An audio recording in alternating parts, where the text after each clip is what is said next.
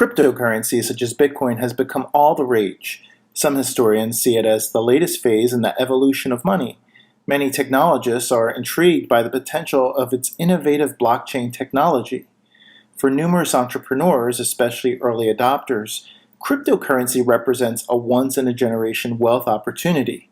However, it's also suffered numerous cybercrimes and market crashes, resulting in a chorus of critics warning that it's risky and perhaps a pyramid scheme.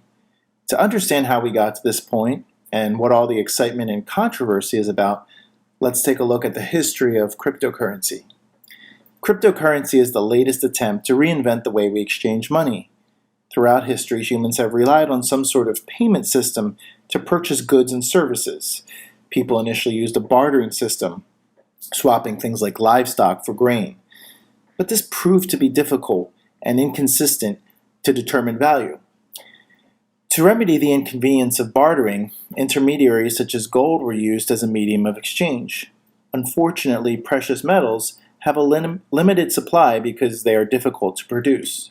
Thus, gold and silver were eventually replaced by government-issued currencies, or what's known as fiat, such as the US dollar and euro. But because it's easy to make a lot of paper money, fiat faces issues such as debasement and inflation.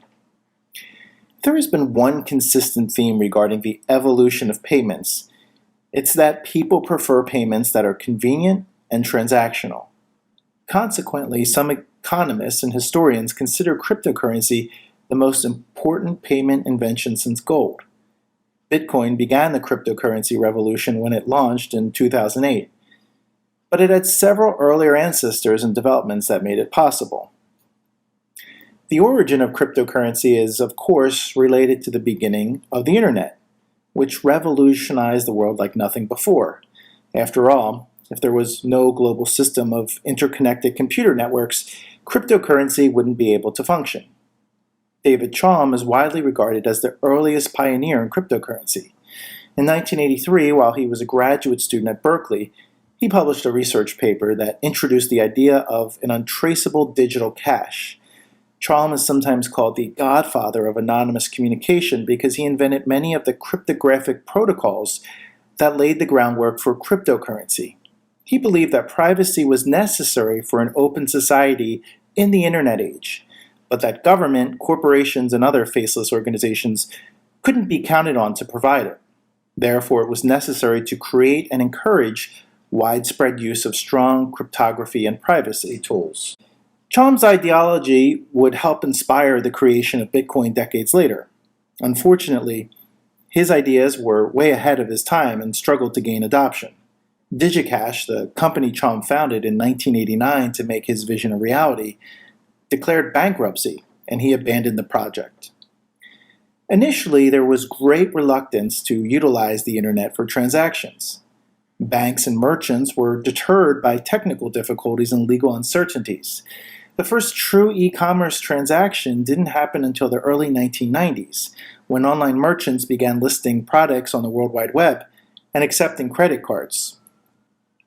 In the mid-1990s, the dot-com boom began, and with it came the first working digital currencies.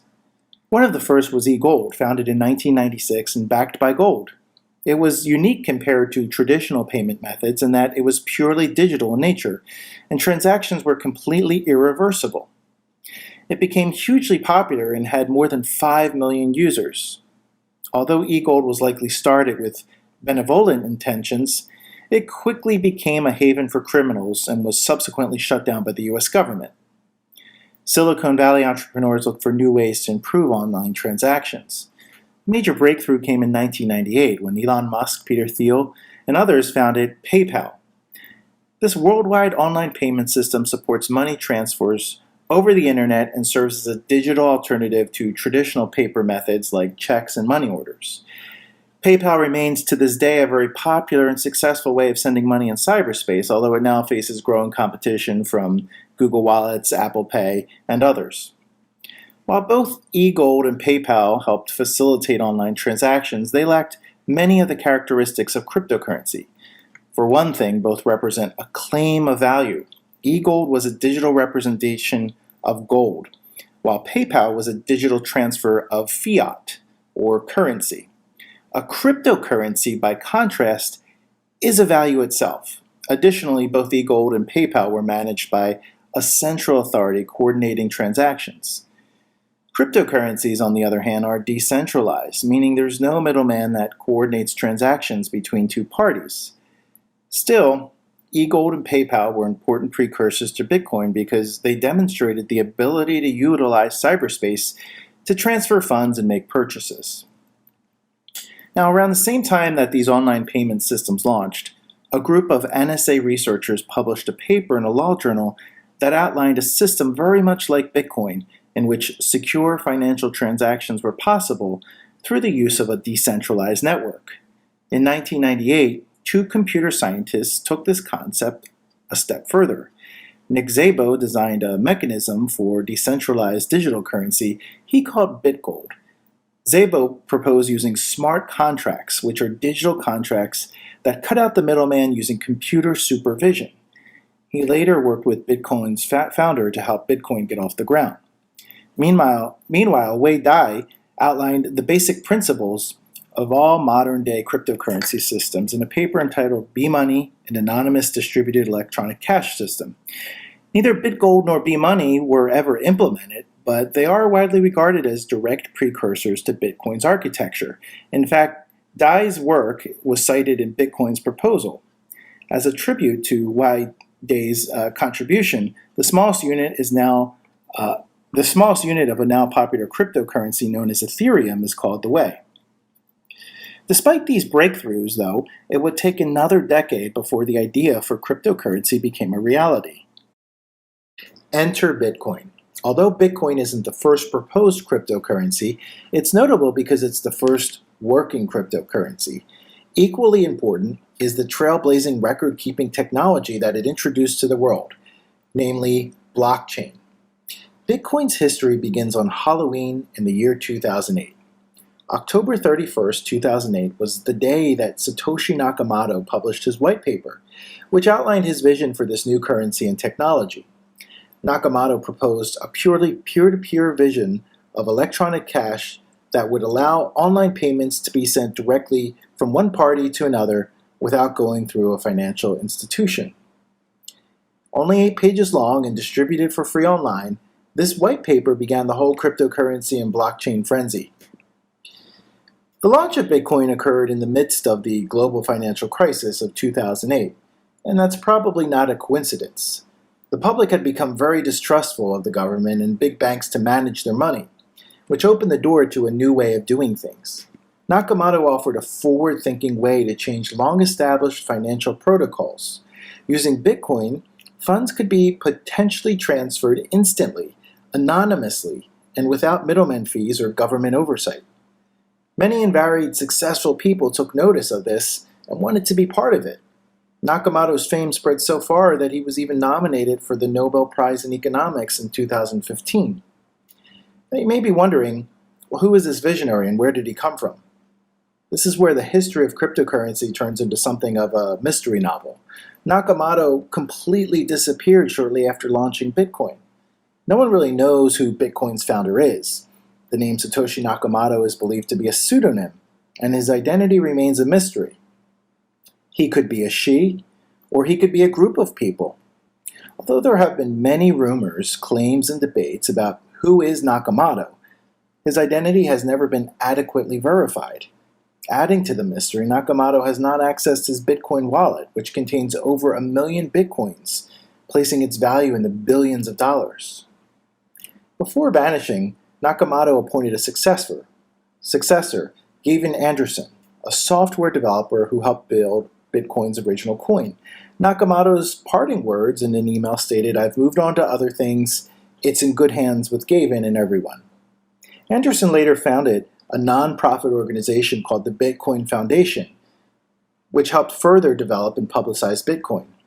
In homage to Nakamoto, the smallest fraction of a Bitcoin that can be sent is known as a Satoshi. Bitcoin came to life on January 3rd, 2009. That's the date of the so-called Genesis block, or the first block of transactions published on the Bitcoin blockchain. The first block also includes text from Nakamoto noting that failure of traditional banking. Cryptocurrency was no longer just an idea at this point. Now Nakamoto's dream was a reality, but it took time to turn the fledgling technology into a robust, anonymous, decentralized payment system. Initially, Bitcoin had no monetary value. Its computer software was available free online, and programmers would acquire Bitcoin through a process known commonly as proof of work or mining, which involves the solving of difficult cryptographic problems using computers. Miners would trade Bitcoin back and forth for fun. May 22, 2010 marked a key date in Bitcoin's development. It was the first time anyone had actually used Bitcoin to purchase any kind of product or good. As such, it's a very notable date in cryptocurrency history, and it's often colloquially referred to as Bitcoin Pizza Day. On that day, a Florida programmer named Laszlo Hanyecz posted on a Bitcoin forum that he was interested in buying pizzas with Bitcoins. He negotiated to get $25 worth of pizza, which worked out to 2 pizzas delivered by Papa John's, in exchange for 10,000 of his Bitcoins. Now, when you crunch the numbers, that transaction pegged the price of Bitcoin to a quarter of a penny. So that means that he had to pay 4 Bitcoin for every penny worth of pizza. That transaction essentially established the initial real-world price or value of Bitcoin, and it showed that Bitcoin could actually be used as a means of payment.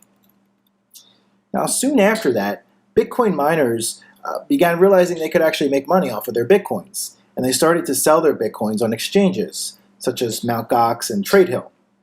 Over a 5-day period beginning on July 12th of 2009, the market value of Bitcoin increased 10 times from less than a penny to 8 cents.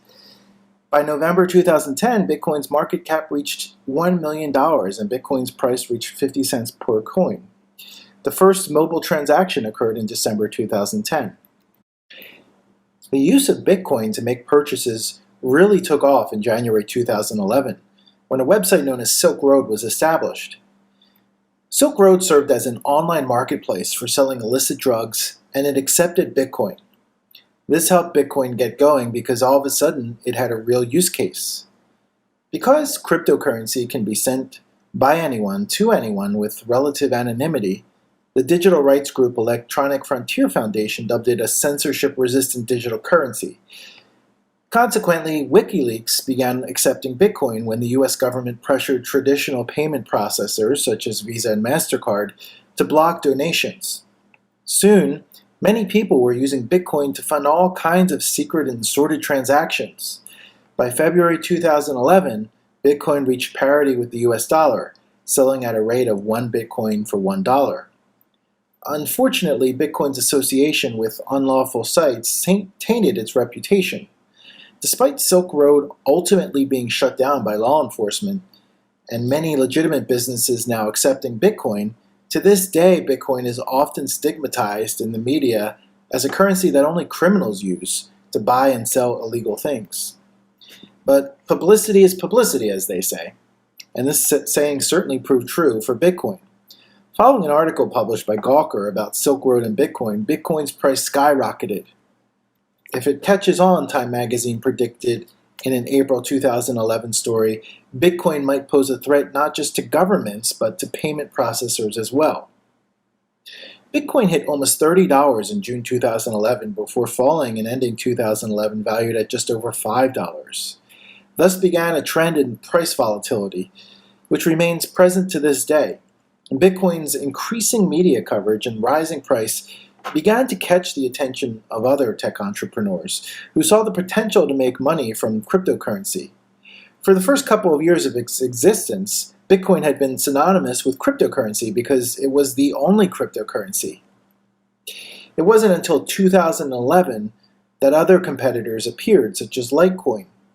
These alternative coins, or altcoins as they're often called, were forks of Bitcoin using its open source code and were intended to improve upon certain elements of the Bitcoin design, such as speed or anonymity. There are presently thousands of cryptocurrencies, but Bitcoin remains by far the leading one in terms of recognition and market cap. The next 5 years, from 2012 to 2016, brought about major growth for cryptocurrency, coupled with several significant setbacks. First, some of the highlights. In 2012, WordPress became the first notable online merchant to accept payment in Bitcoin, and they were eventually followed by other major retailers such as Microsoft, Overstock.com, and PayPal. This was considered to be the first step towards cryptocurrency becoming widely accepted internationally as a legitimate payment method. In total, during this period, an estimated 160,000 merchants accepted Bitcoin. Bitcoin also became part of pop culture.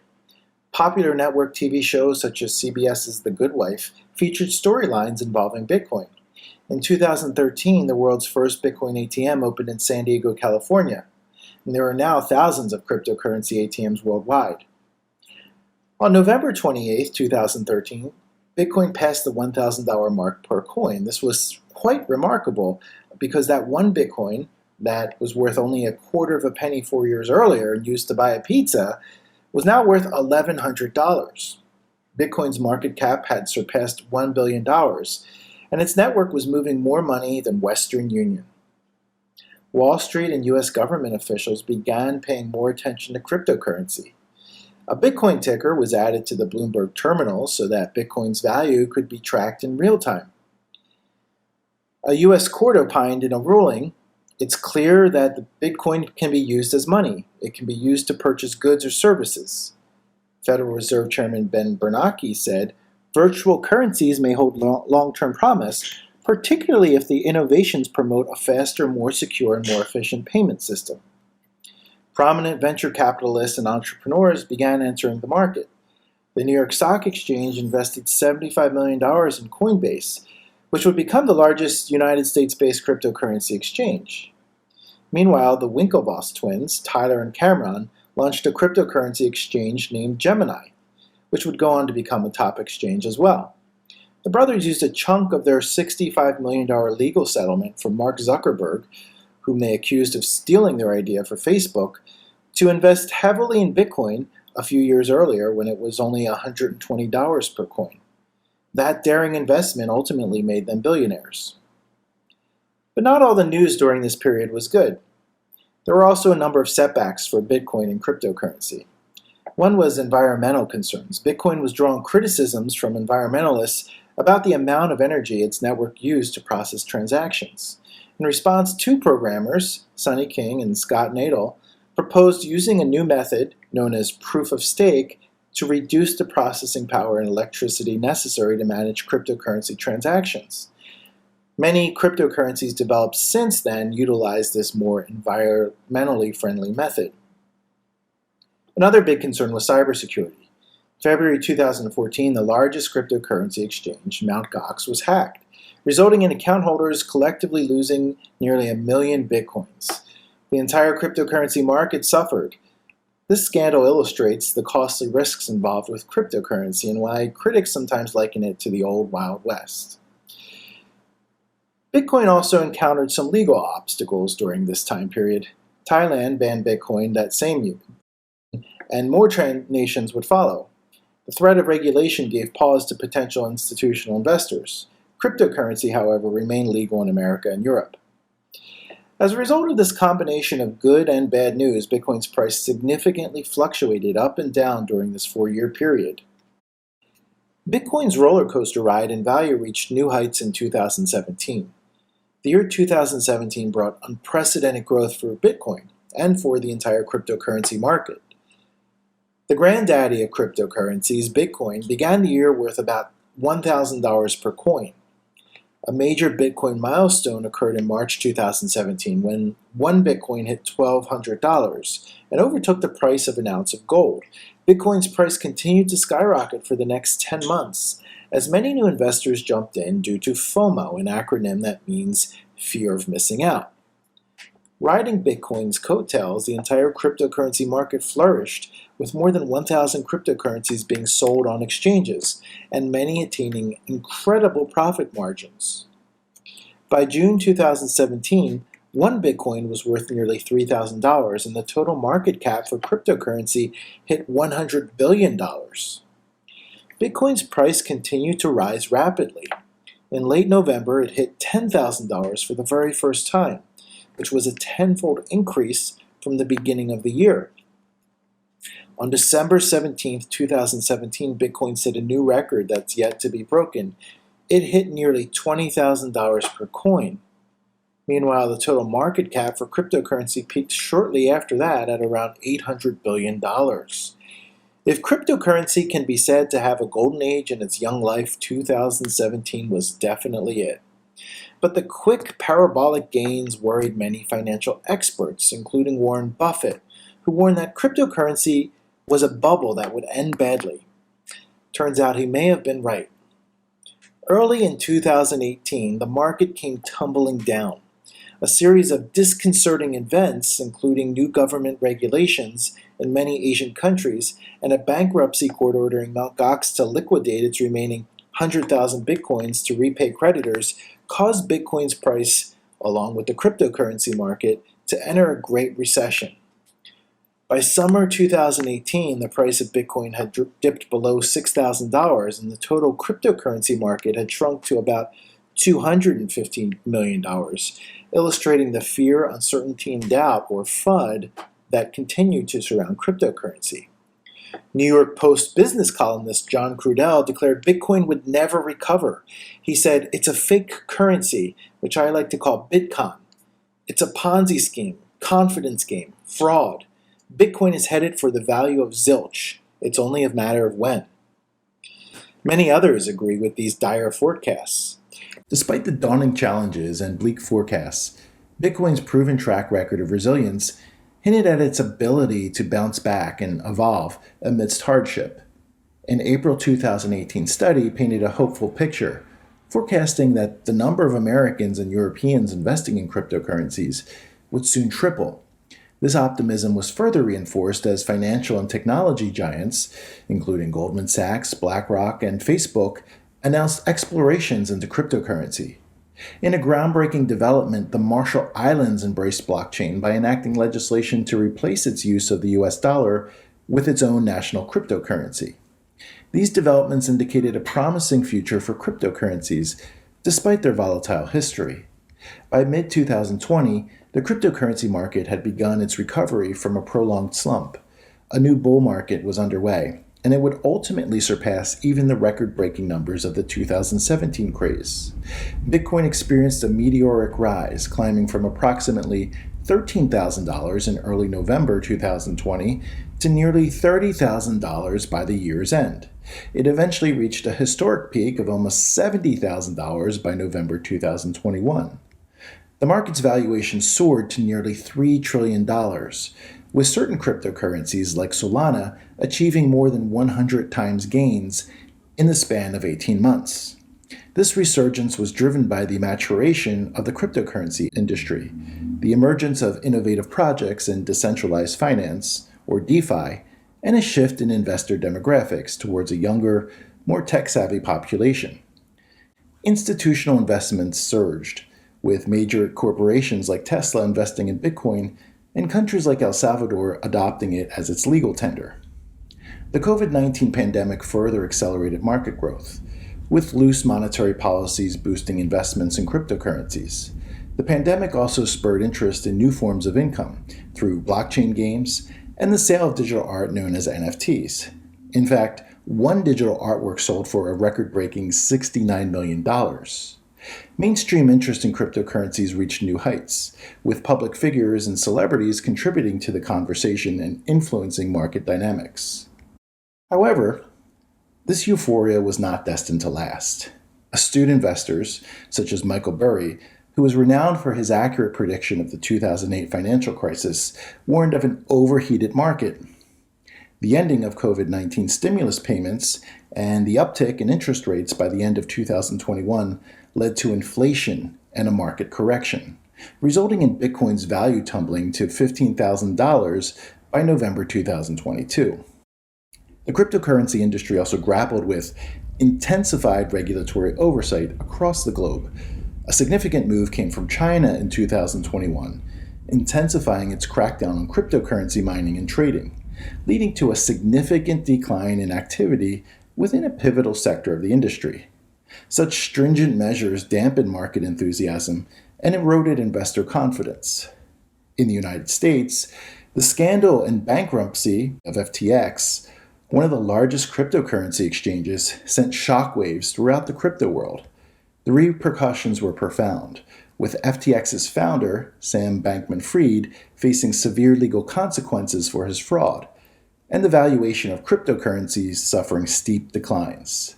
The regulatory landscape grew even more challenging, highlighted by the CEO of Binance, which is the largest cryptocurrency exchange globally, resigning and settling a $4.5 billion fine related to money laundering charges by the U.S. government. U.S. Treasury Secretary Janet Yellen warned Congress about the risks the crypto industry presents to the financial ecosystem, and she urged more regulation. These setbacks collectively triggered a market slump, wiping out roughly 70% of cryptocurrency's aggregate value and leading to an 80% depreciation in Bitcoin's value. Yet, once again, Bitcoin demonstrated its remarkable resilience. By the early months of 2024, it had made a significant recovery, with its price soaring to $50,000 and the overall market capitalization of cryptocurrencies eclipsing the $2 trillion threshold. This revival has sparked a wave of speculative optimism about the future direction of the market, especially with the much-anticipated Bitcoin halving event on the horizon for this year.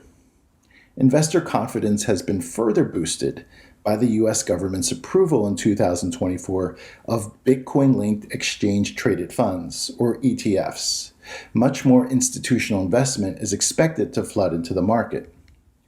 In the wake of this resurgence, a number of market analysts are predicting what is being termed a golden bull run, a phrase coined within the cryptocurrency community to signify a potential, unprecedented surge in Bitcoin's value. This term draws inspiration from the historic gold rush, evoking images of a period characterized by rapid expansion and significant financial gains. Some advocates of blockchain technology are even projecting a future where the internet is anchored in cryptocurrency and blockchain technologies. This envisioned future, often referred to as Web3, aims to foster a community-driven, decentralized environment where cryptocurrencies, smart contracts, and blockchain technologies play pivotal roles, thereby facilitating a more open and equitable digital realm. However, there are reasons to be skeptical. Some analysts are forecasting a recession in the near future, and the cryptocurrency market has yet to decouple itself from the stock market. Environmental concerns are also mounting against Bitcoin, which requires tremendous computer energy to mine and maintain its network. New governmental regulations could happen at any time, and countries like India have already indicated they intend to enact stricter laws. And there's always the threat of an unexpected black swan event, such as a war that could cause global chaos. Therefore, individuals new to the realm of cryptocurrency should proceed with caution, recognizing the inherent volatility of the market and the possibility of substantial losses. While the long-term outlook for Bitcoin and other digital currencies appears promising, their journey is expected to be marked by periods of fluctuation and adjustment.